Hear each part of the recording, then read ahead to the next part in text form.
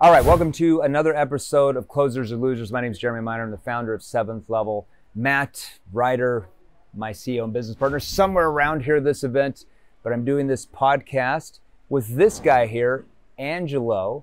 Angelo, crazy story, was a client about 3 years ago, and this dude was already doing good at selling, but he didn't really understand what he was doing, right? And when we came in and we trained him with what he sold, he was in the high ticket space. His income went from here, which is a good income, like to craziness here. And now he's actually a sales trainer himself, and he works with us. He's one of our licensees called NEPQ Blue. And he basically is a huge sales trainer over in France, works with us. Obviously he speaks French. I can't speak French, so there's not much I could do for the French market. But we have this man here. So welcome to the show, man. How are you?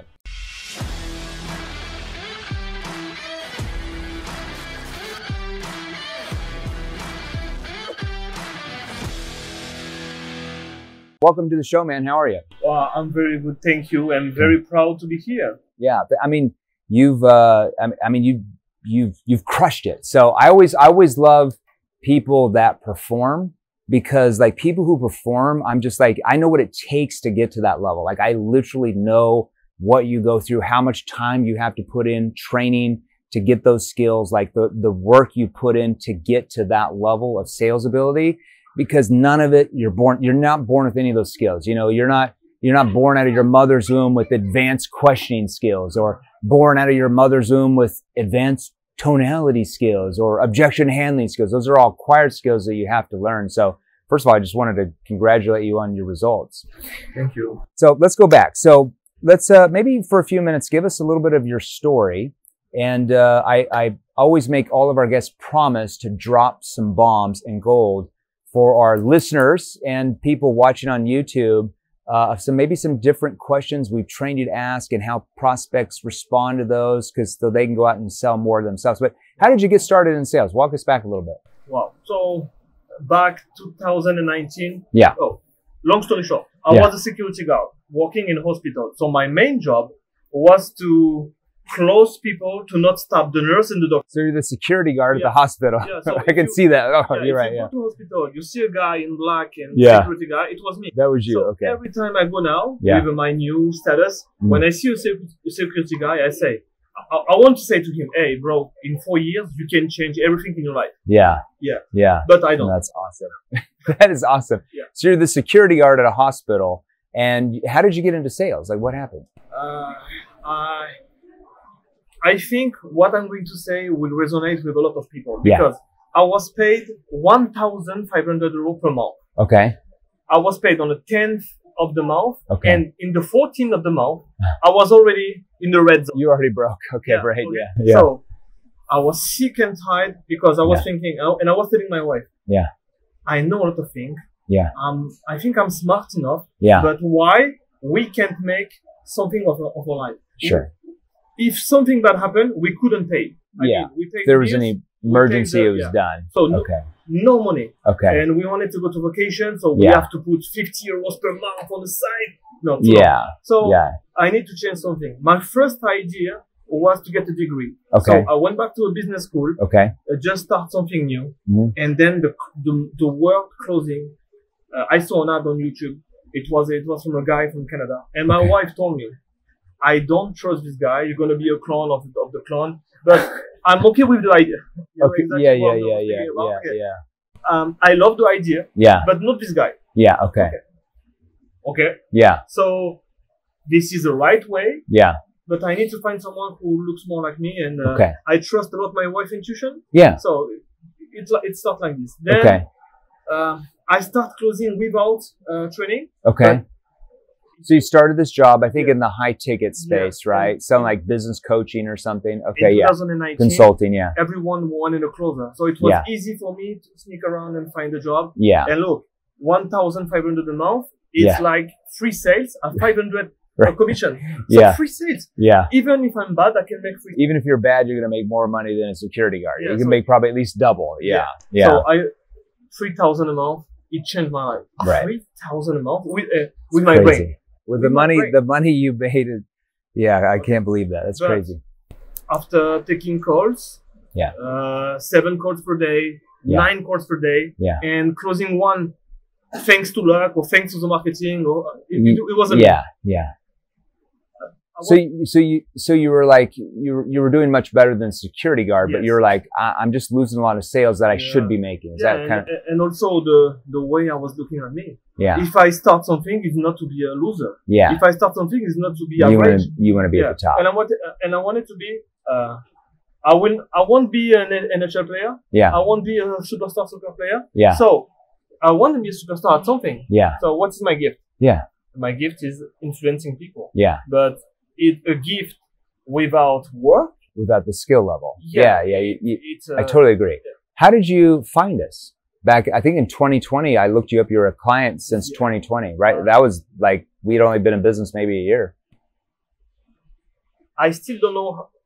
Somehow. We don't have to know why I found you. Because maybe we was meant to meet. And when I found an EPQ, the way you teach it, for me it was easy, even within English like this. It was easy, so I just have to adapt, understanding the framework, and not translating word by word. It's like, okay, what they mean by that? Different words mean different things in the French language compared to English language, 100%. Exactly. And how can I use the power of questioning? So this is what I did. And taking calls with the prospect to overcome their own objection. Prospect to, it's not closing. For me, it's committing people. Getting them to the next step. When you commit people, they cannot escape at the end of the call. And if you're in sales and if you listen to this, people know better how to escape difficult things. Because they close them every day with a legit objection about why they can't do things. So any people told me that. So you started crushing it, and you went from like what, I don't know what you were making before. You want numbers? Yeah, I know it's a lot because I saw a lot of your testimonials. I look a lot of your testimonials up in the Sales Revolution Facebook group, and you'd post 1 week, I made 14,000 in commissions in 1 week, or this month I made 74 grand in commissions. So 73. Is that euro? Yeah, euro. Wow. So that at that time that would have been like 90,000 a month in commissions, maybe. In USD. USD, or was it about even? Is it about even? Okay. 80.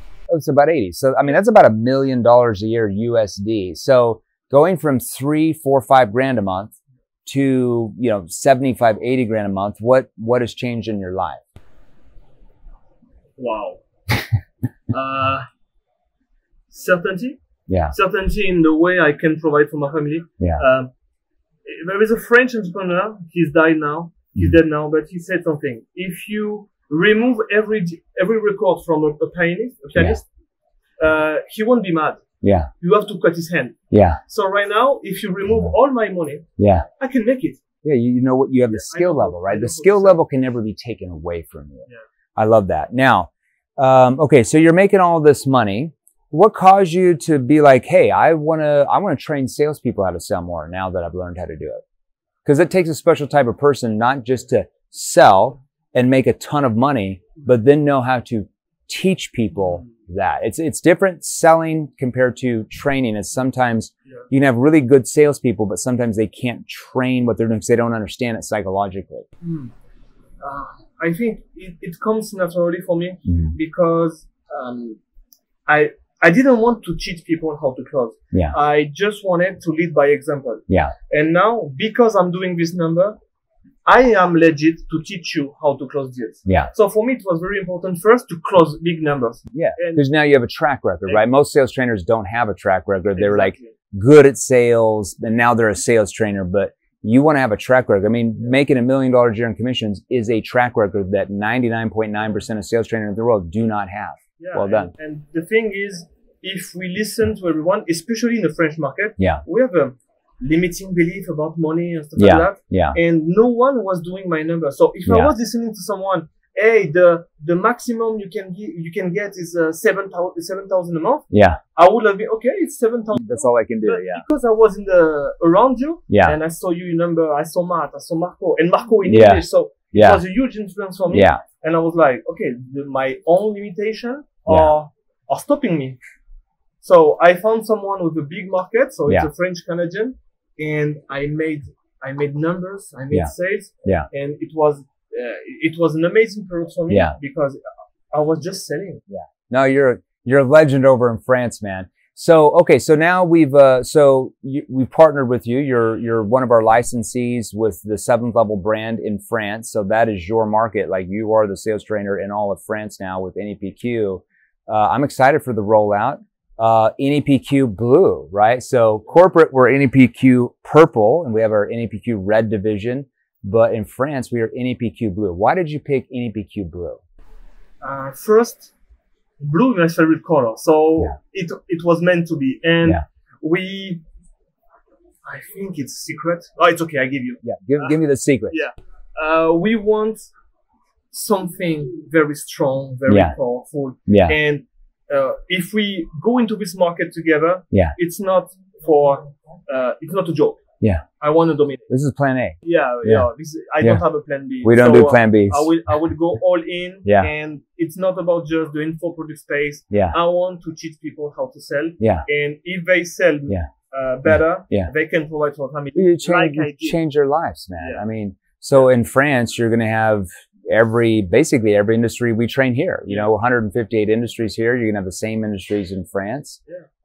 We're really excited about it, man. Like, we know that, I mean, I can't speak French, so there's not much we can do there. Yet. You can't speak French yet?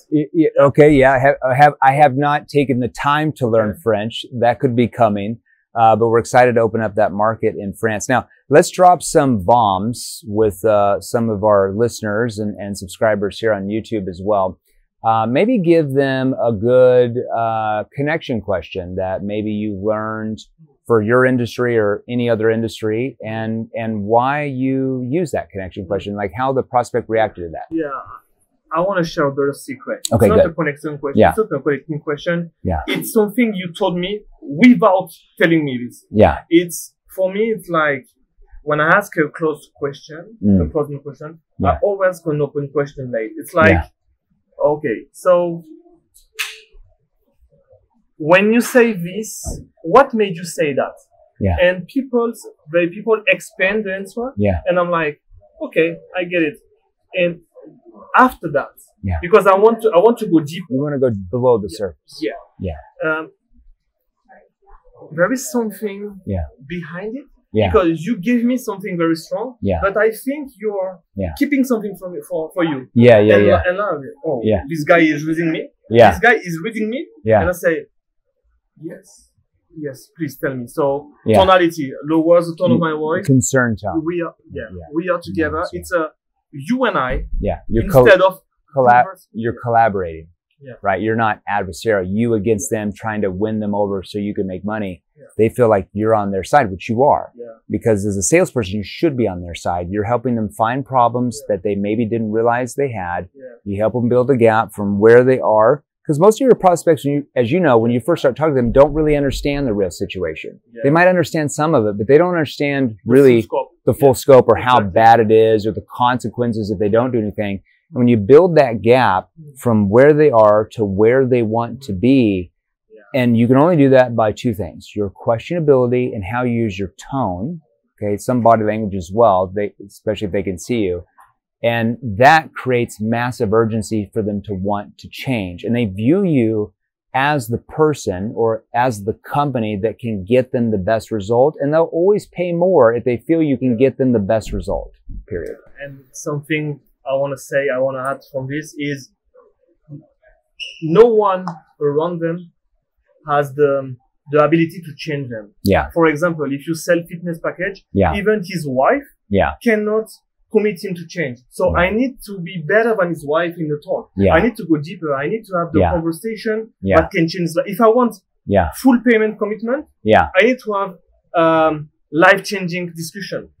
Exactly. I mean, you're talking about like the fitness industry. That's a large industry we train as well, that you'll train over there in France as well. But like, you know, this life-saving stuff, you know, like a lot of people might be really overweight. You know, let's say they're 100 pounds overweight, where they're more than likely, not always, but more than likely not going to live as long as they could, because they've got all this weight crushing their organs, right? 100 pounds on your heart and your internal organs is not good for you. And so you might have a guy that wants to lose weight, but he's not really willing to open up. But really the reason why behind he wants to lose weight is because he wants to walk his daughter down the aisle one day.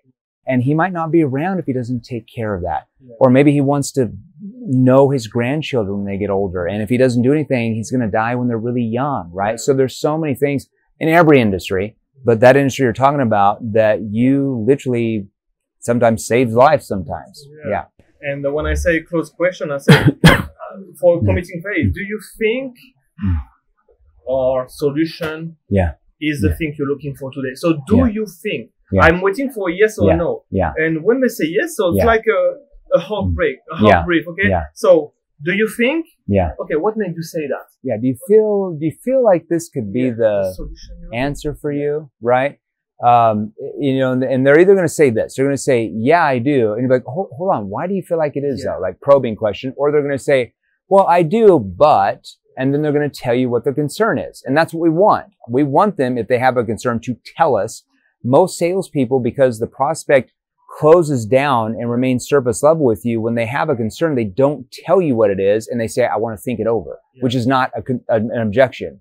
They just don't want to tell you what their concern is. So the reason why we ask that open-ended question, do you feel like this could be the answer for you? They will always say, because if you got that far in the conversation, they're either going to say one of two things. They're not going to be like, no, this sucks, because they would never get that far. Or they're going to say, yeah, I do. And then you're going to probe off that, why they feel like it is. Or they're going to be like, well, I do, but, and then they're going to tell you a concern, and now you're there to help them overcome it.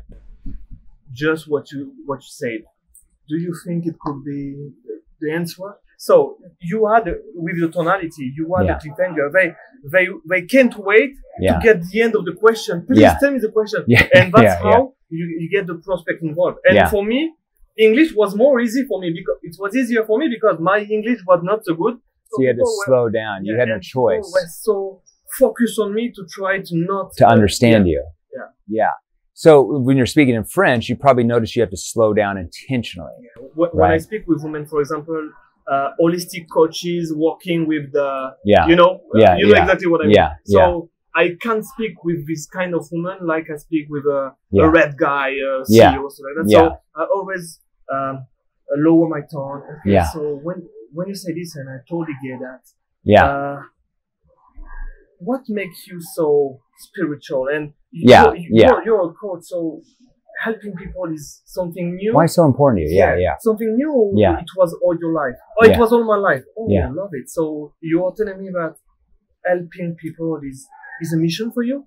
And boom. So you get the lower, like, it's kind of like a curious / concern tone, where they feel like you're genuinely curious and you're concerned for them that, you know, they want to change their situation. You're concerned for them if they don't. And they feel that intent, right? And when they feel that intent, they trust you, right? And that's the way sales should be, right? Without trust, there is no sale, right? And I always say that people buy from people who they feel they trust the most to get them the best result. They don't buy from you just because they like you. Now, if they like you, that's just a bonus, but it's not, oh, I like him, I'm just going to buy. If they found somebody else they were talking to, which they feel they trust, can get them a much better result, they're always going to buy from the people or company who they feel can get them a much better result over somebody they just like. You know, like this morning, I don't know if you heard, what is his name? Eric Thomas. Thomas. He was talking about that. He's like, you know, people don't just, you know, I would never do business with my friends. I like them, but I'm not going to do business with them. He's probably going to do business with somebody he might not be friends with or best friends with, but he trusts them that they're going to get him a better result, right? That's what I always say. People buy from people or companies they trust can get them. So trust is king in sales. You don't build trust by asking them how their day is or how the weather is or like BS questions. Like, you do not build trust that way. In fact, you actually lower your trust with them because every salesperson asks those predictable questions. You build trust by the questions you ask. And like you said, how you're asking, because your tone is how they interpret why you're asking the question. 100%. The tonality and the deepest, how the question is deep is very important. So the tonality and the way of asking the question. And it's funny because when I ask the question, the people don't like me a lot because it's a very personal question. But I can ask it because I gain the trust to ask it. Exactly. And at the end, when they pay, they say thank you. But if we put that in perspective with other closers, who can ask the question like me now? Yeah. So I don't have any competition. Yeah. So if a prospect take a call with a competitor, there's no competition. yeah. So Yeah. I ought to That's what I always say to salespeople. They're like, well, they're looking around at this competitor. I'm like, I never had people that said that to me. Like, even if they said that at the beginning of the call, by the end, or like even when I was in B2B sales, selling to enterprise level companies, a lot of times they get on the call like, oh, we're talking to 6 different vendors. And by the end of that call, I already knew what was going to happen. And by the second appointment, most vendors were already out. And usually by 3-4 appointments in, they weren't even talking about anybody else at that point. And I was asking them, oh, what are you guys were meeting with XYZ company. I mean, they're a fairly decent firm. Where are you at with them? I would say fairly decent, to seed a little bit of doubt. I would never talk down because that's just they're going to feel like you're biased, right? Like of course you're going to say they're bad. I mean, they're a fairly decent firm for sure. What's held you back from pulling the trigger with them? You did something very good here. Yeah. Because you don't criticize the competition. Yeah. So as a leader, you always say it's good about them, and the prospect is disarmed. Yeah. Because I closed a 18,000 euros PIF 2 weeks ago, and they say, what separates you from this guy? And I say, wow, I really love them. They are very amazing. But let me ask you this question. Why did you join them? Yeah.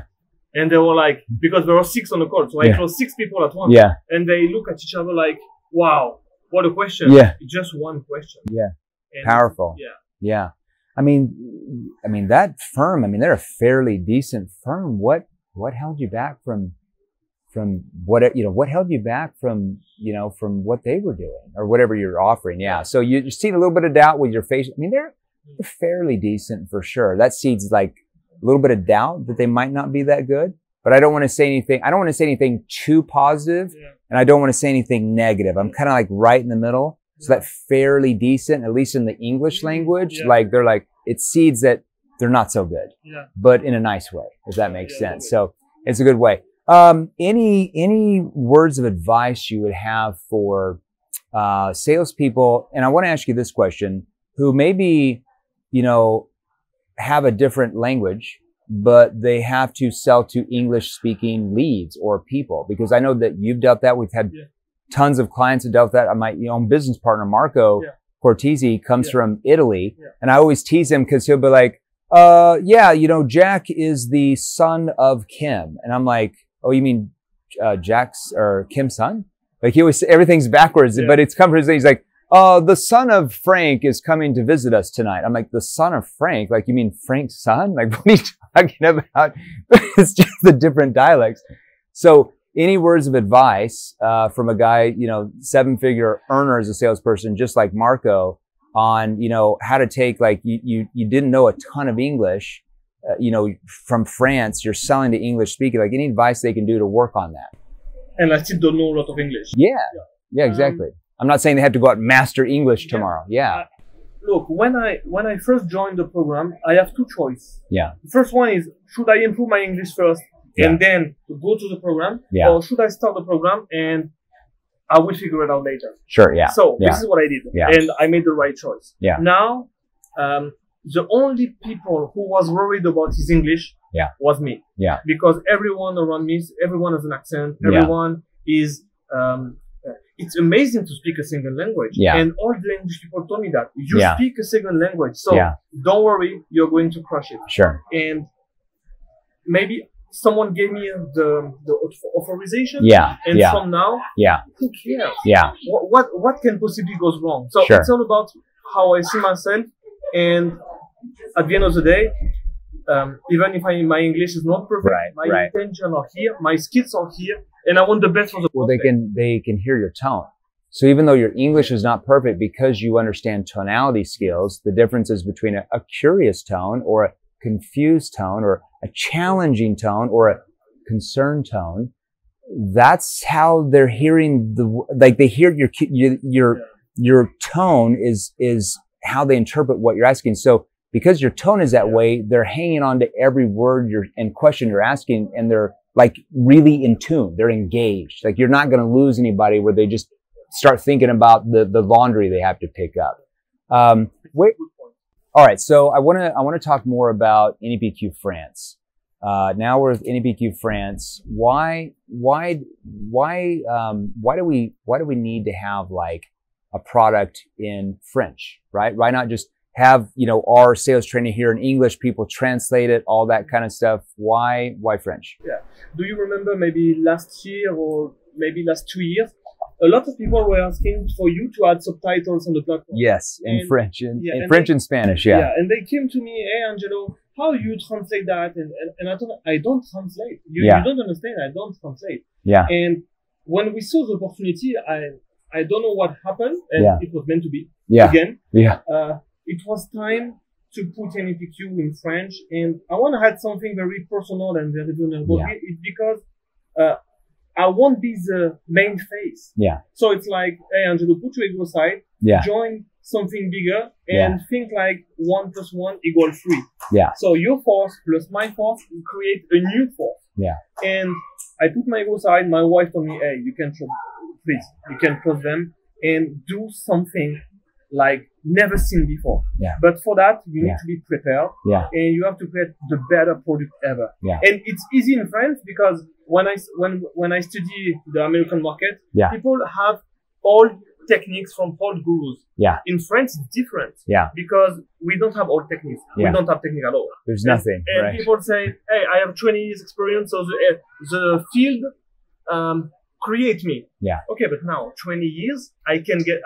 You have 20 years of experience, but I make 50 times more than you. Yeah. In just few months. So why not compress the time? Yeah. Learn the right skill. So this is the end goal for France. Yeah. And this is what we are going to I prepare love that. behind the scene. Yeah, we're actually about to shoot that training content together. Obviously, Angelo will be doing all that in French. I'm going to be there to my moral support. So he's coming into our offices. That's Angelo.